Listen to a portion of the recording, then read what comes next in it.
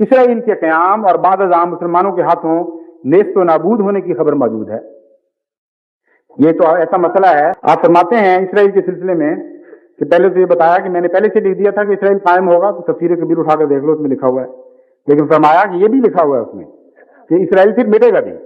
اور مسلمان جوانوں کے ہاتھوں مٹے گا۔ فرمایا اس کے معنی یہ ہیں کہ پھر مسلمان فلسطین میں جائیں گے اور بادشاہ ہوں گے، اور لازماً اس کے یہ معنی ہیں کہ پھر یہودی وہاں سے نکالے جائیں گے، اور یہ سارا نظام